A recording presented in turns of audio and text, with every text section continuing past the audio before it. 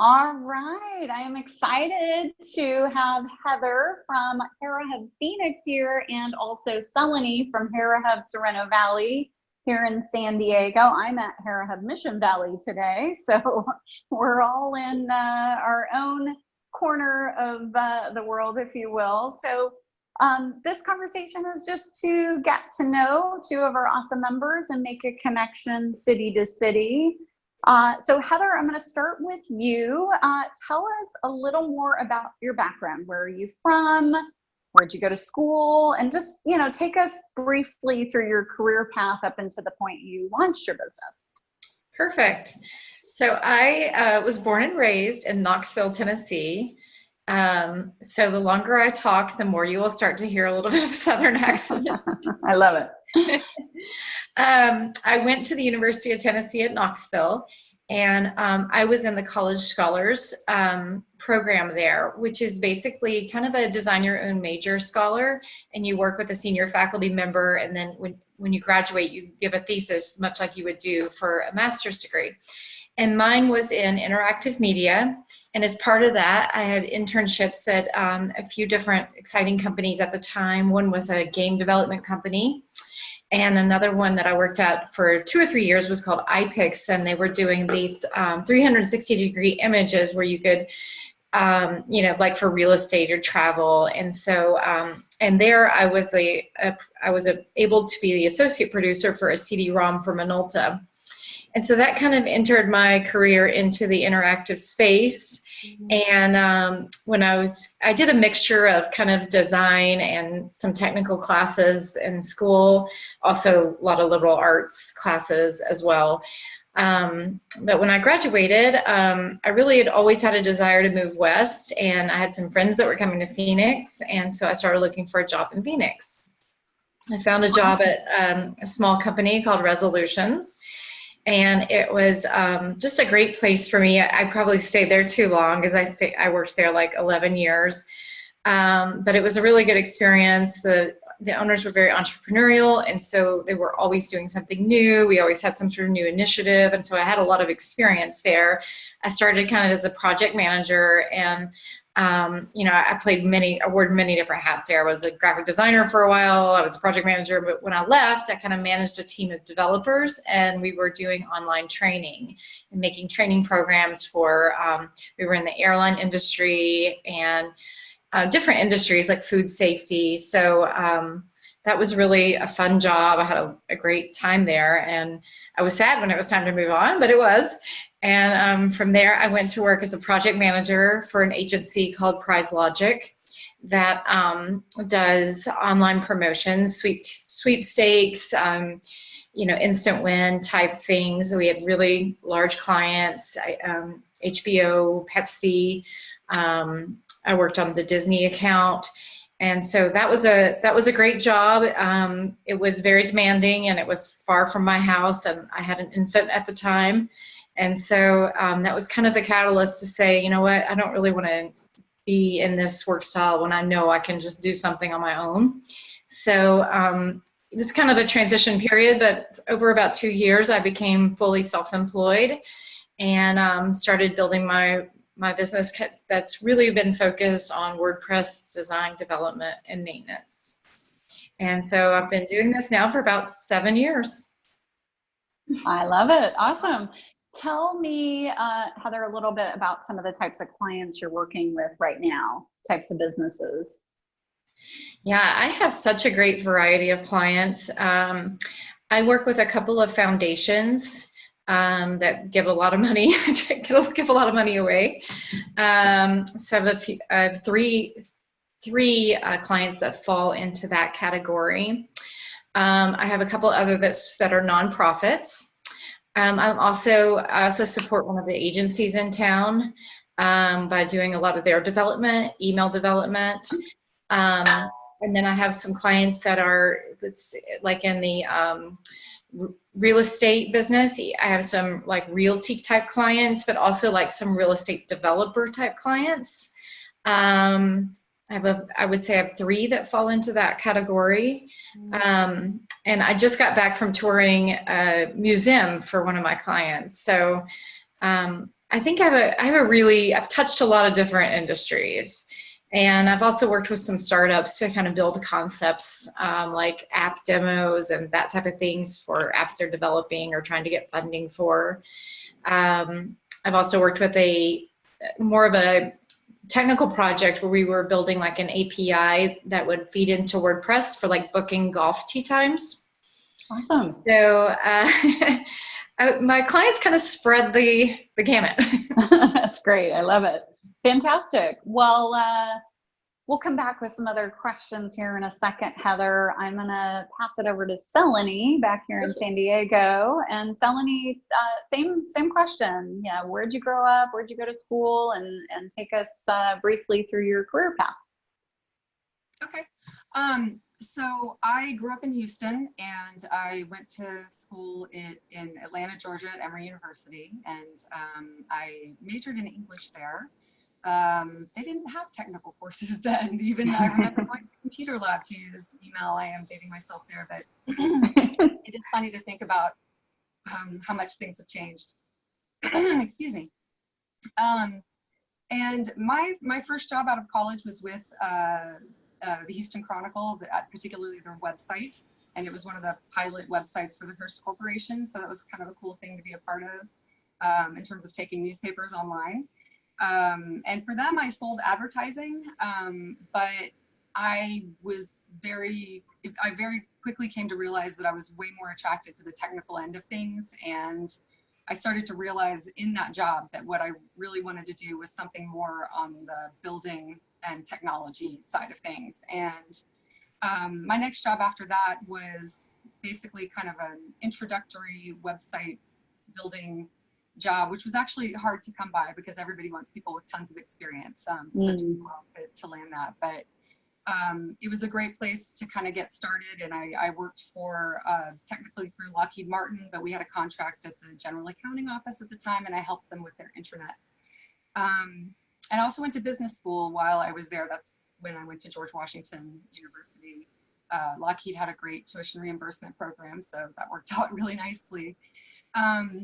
And around that time, one of the women that I worked with at that job, she and I started talking about building our own websites and what we might be able to do from an entrepreneurial perspective. And, you know, it kind of planted a seed in my head, and, you know, the ability to have some autonomy in my work life was extremely appealing to me.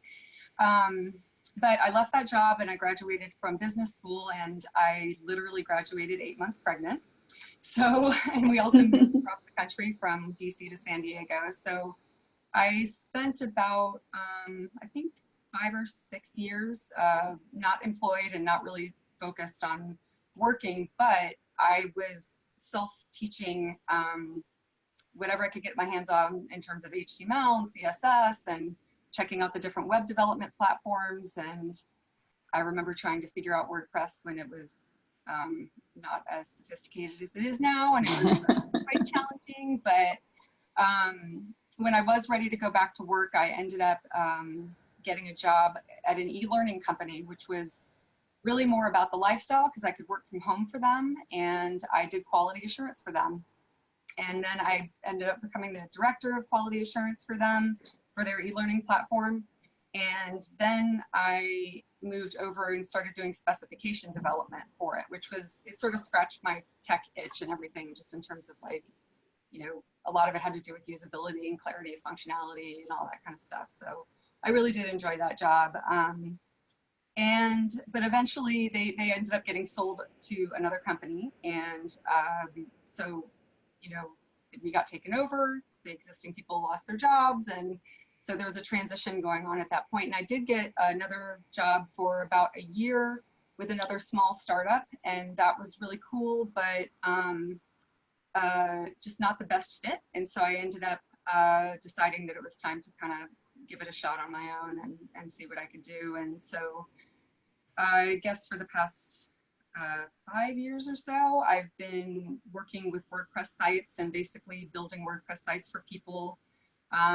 Usually, you know, somebody who's also a solopreneur of some kind. I've built sites for psychologists,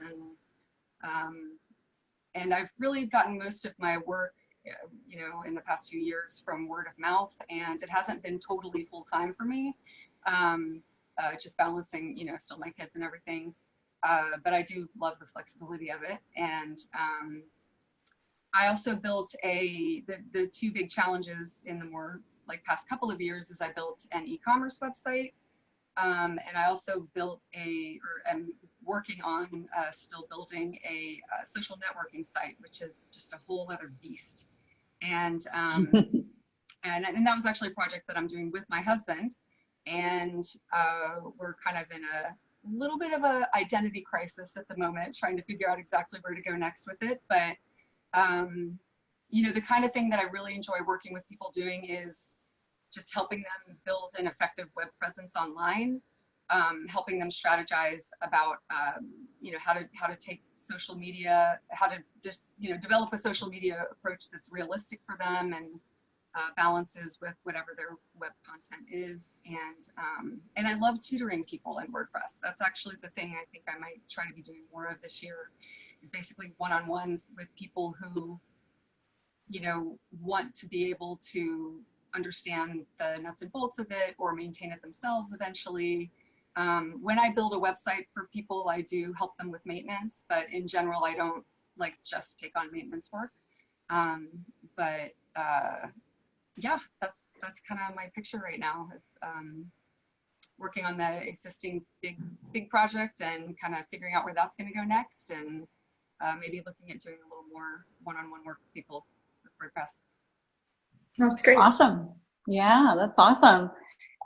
Quick question for you, Celenie, and then I'll pass it over to Heather if she's got any questions for you. Talk to us a little bit. I know in the last year or so you've gotten more into social media specifically. Yeah.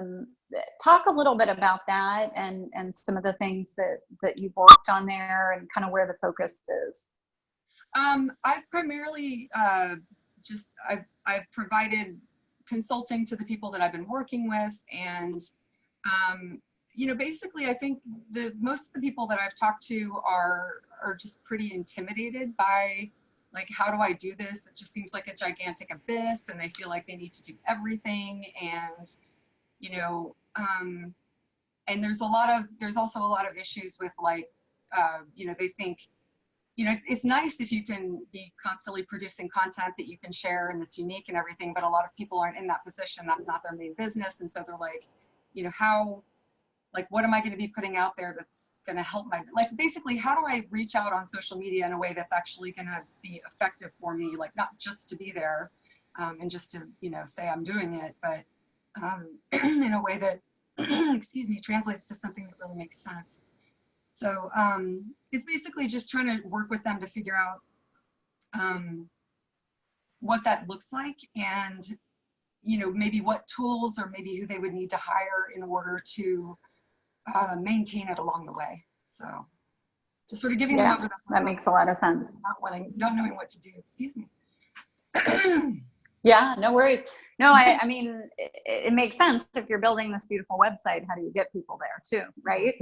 So how do you drive people back to that website? And obviously social media is a good way to do that. So awesome. Heather, any questions for Celenie? Yeah, I just was curious, how were you just mainly self-taught? Did you go to any classes or, you know, courses for development? I started out self-taught. There weren't a ton of resources available at the time, at least that I was able to find, that sort of, you know,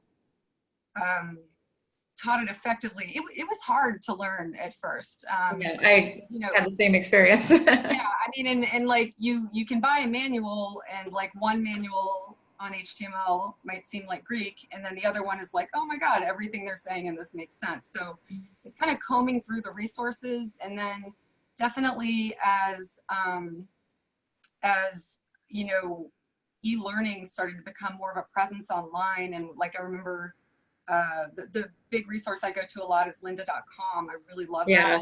They do a really good job of you know, giving you a place to start with anything, and then some of them they go into really deep dives with. But I really love that format because you've got you know, the videos of the people talking, and then you also have all the text from everything they're saying. And I found that to be a pretty good jumping off point. And then from there, the way I learn best is by trying to build something that's using the technology, whether it's just as an experiment for myself or, you know, alongside some work that I'm doing. So, yeah, but I didn't do any formal, like, I think at one point I may have taken a class in CSS, but that was a long time ago. And mostly it's been self-taught, or at least through like a resource that's available through the web. So, yeah. I had a similar experience. I mean, I was fortunate that I worked with some talented people along the way that helped, would just show me a little bit here and there, but I learned majority from Linda. Yes, yeah, it's a great resource. That is awesome. I think lynda.com got purchased by LinkedIn a little while ago. LinkedIn Is that right? now, yeah. Yeah, they keep trying to make me sign in with my LinkedIn account now. I bet. Awesome. Yeah. Celenie, any questions for Heather? You know, one thing I've struggled with when doing development with WordPress is, well, so I have a challenge I want to ask about, but just to back up a little bit. WordPress is wonderful because there's so many plugins available to add whatever features you might like. And then the other thing that's wonderful about it is that if you can't find a plugin to do what you want, there are tons of talented developers that can create the functionality for you in their own custom plugins. However, I found it really difficult to successfully outsource my technical work on websites because people, I've had issues with sort of poorly implemented code and kind of not always knowing exactly who I'm dealing with. And, you know, I typically don't have like a huge budget to deal with, which is obviously part of the problem because, you know, I have to use usually contract people that I'm finding online. So I guess I was wondering, you know, how much custom development, if any, you've had to do, and if so, how you have gotten that assistance and filled that gap when you've had it. That is definitely a challenge, and what you said is true. I mean, when you buy stuff, you know, when you hire a developer, then you don't always know what you're getting, and it's a little bit of the crapshoot.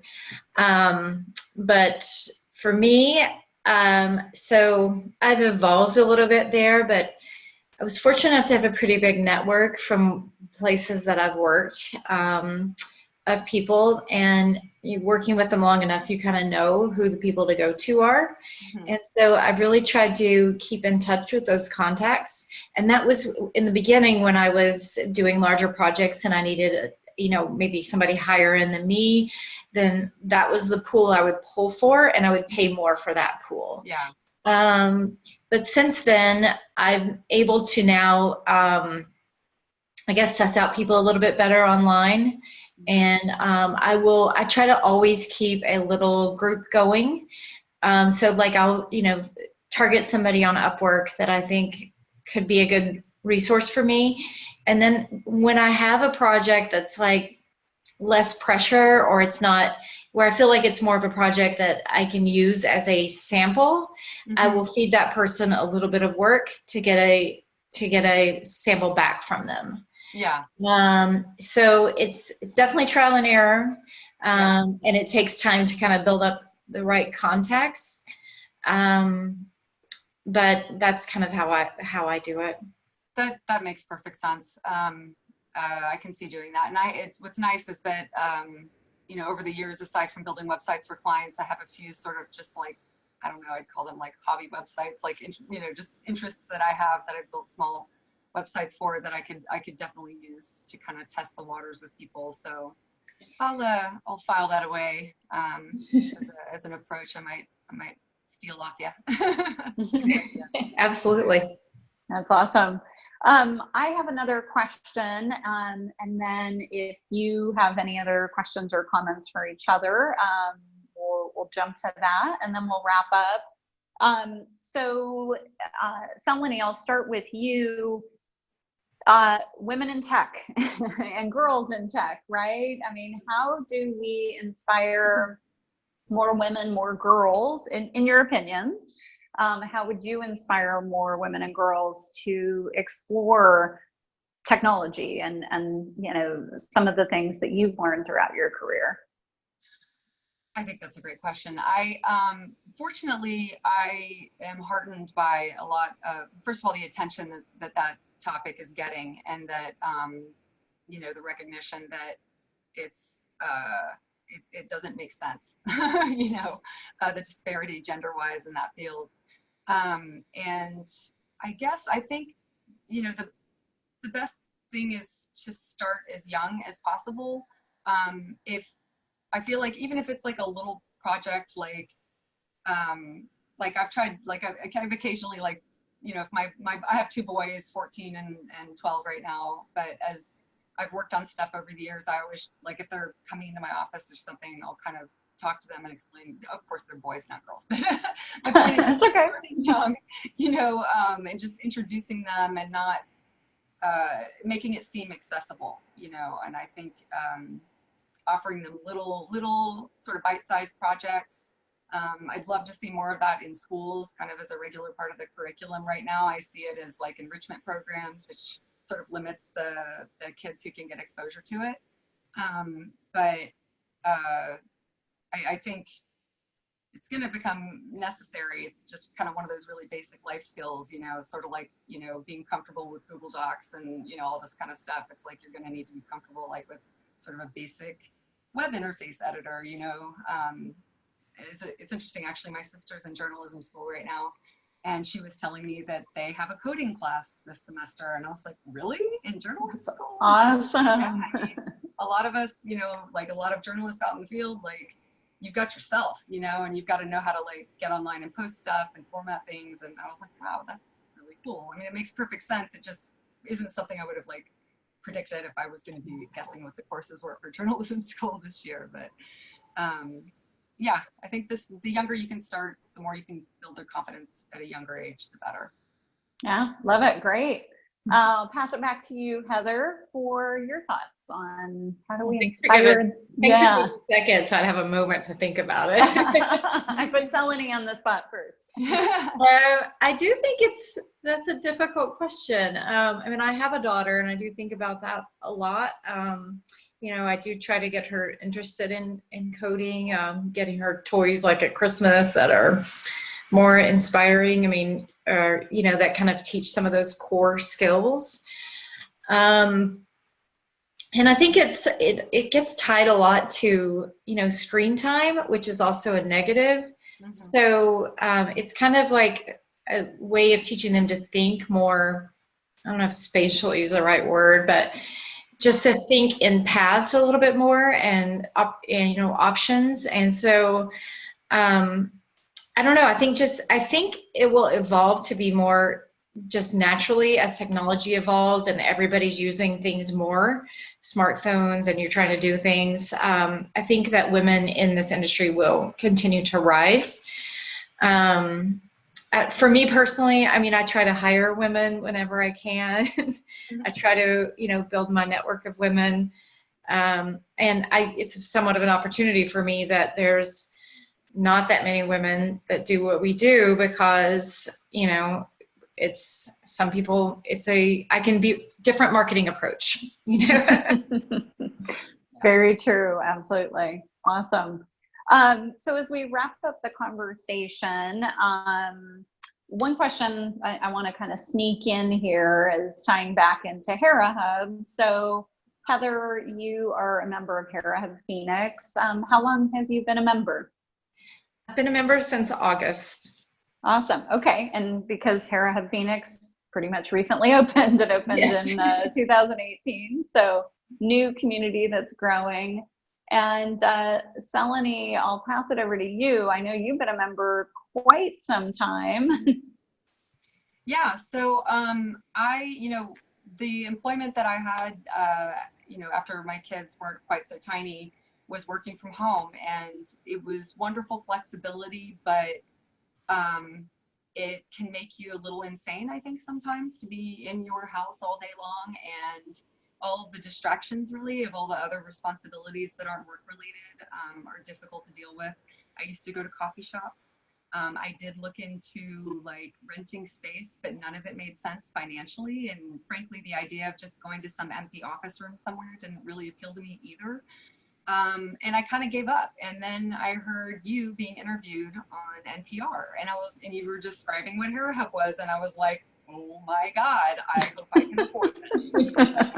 And so I called and got involved, and I mean, you really filled a void there, definitely, because I mean, it was sort of like water in the desert in terms of something that I needed, and it's been amazing. And I love all the workshops that are offered, and you know, the guru hours available with different experts on different topics. And honestly, I've probably gotten just as much useful information when I'm getting coffee in the kitchen as I have anywhere else, because it's just being around other people who are, you know, building a business, and, you know, you just would be surprised, even if they're not in your industry at all, like what overlap you can end up finding. And it's just wonderful. It's like feeling like you have a workplace without like having to have a boss. It's really nice. I totally agree. It's for me, it's just so mind clearing to be in a different space. I'm like a cat. I have to sit in every chair in my house when I work from home. And just getting into a new environment really helps me think differently. And, you know, when I interact with the people around me, and it's a different work day for me when I work from Hera Hub, and it's very positive. Awesome. Thank you. I appreciate that feedback, ladies. Yeah. Any other last questions or comments for each other?